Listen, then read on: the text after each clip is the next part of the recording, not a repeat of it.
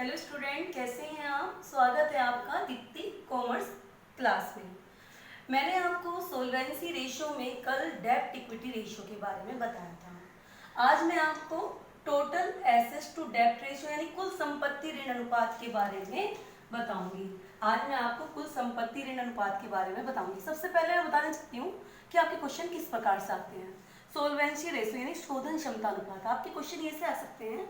शोधन क्षमता अनुपात किसे कहते हैं और इसके 3 सूत्र लिखिए। तो 3 सूत्र में आपको डेब्ट equity ratio, total assets to डेब्ट रेशो और प्रॉपर्टी रेशो यानी कि स्वामित्व अनुपात आप लिख सकते हैं। इस तरह से आपके क्वेश्चन आते हैं, थ्योरी भी और न्यूमेरिकल में भी ये क्वेश्चन आते हैं। अब मैं करा रही हूँ टोटल एसेट्स टू डेब्ट रेशो। टोटल एसेट्स यानी कुल संपत्ति ऋण अनुपात, नाम से ही बहुत आसान फॉर्मूला हो जाता है इसका। कुल संपत्ति ऋण अनुपात, तो आपका सूत्र है टोटल एसेट्स टू डेब्ट रेशो बराबर टोटल एसेट्स, ये हमने एसेट्स ऊपर रख दी, टोटल एसेट्स डेब्ट रेशो टू अपॉन टोटल डेब्ट ratio, total assets upon total डेब्ट आ गया।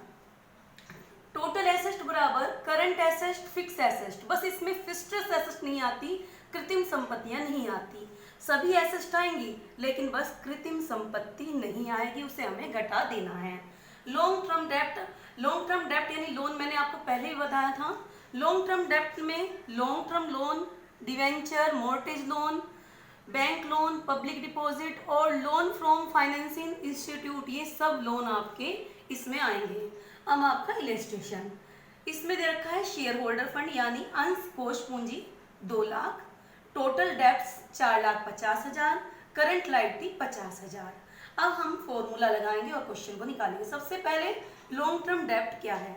लॉन्ग टर्म डेप्ट, अब आपके पास टोटल डेप्ट दे रखा 4,50,000, ठीक है, लेकिन इसमें करंट लायबिलिटी भी है, तो हम करंट लायबिलिटी को माइनस कर देंगे। 4,50,000 में से 50,000 घटा देंगे तो 4 लाख आपका लॉन्ग टर्म डेप्ट बैठ गया।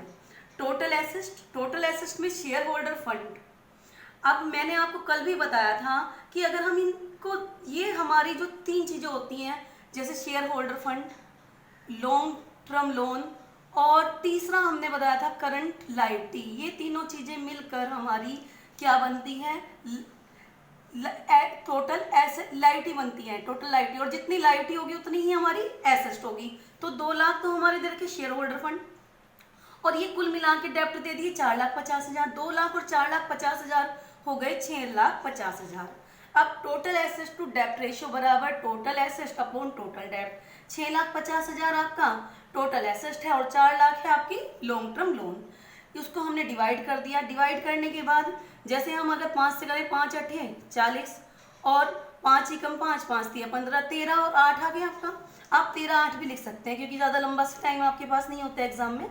और अगर इसे पूरा निकालना है 1.625:1 आपका निकल जाएगा। ये जितना कम होगा अनुपात उतना ज़्यादा अच्छा होता है। इससे ये पता चलता है कि वे हमारी जो संपत्तियां हैं वो ऋणों का संबंध कितना है, ऋण चुकाने में समर्थ है या नहीं, कितना अच्छा है। अब अगला है प्रॉपर्टी रेशियो यानी स्वामित्व अनुपात। स्वामित्व अनुपात का फॉर्मूला है प्रॉपर्टी रेशियो बराबर share holder fund upon total assets. Share holder fund यानी अंश कोष पूंजी और टोटल एसेट्स यानी कुल संपत्ति।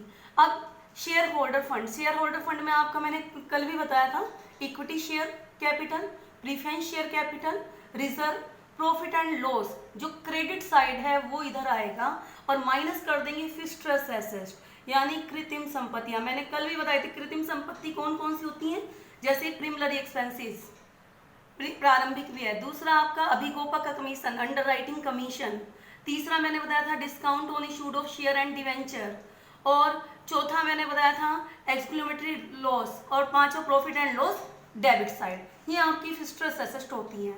अब इसकी फॉर्मूला है प्रॉपर्टी रेशियो बराबर share holder fund upon total assets. हम इसी क्वेश्चन को सोल्व करते हैं। इसके लिए हमारे पास शेयर होल्डर फंड दे रखा है इन्होंने 2 लाख, ये शेयर होल्डर फंड 2 लाख दिया हुआ है इस क्वेश्चन में।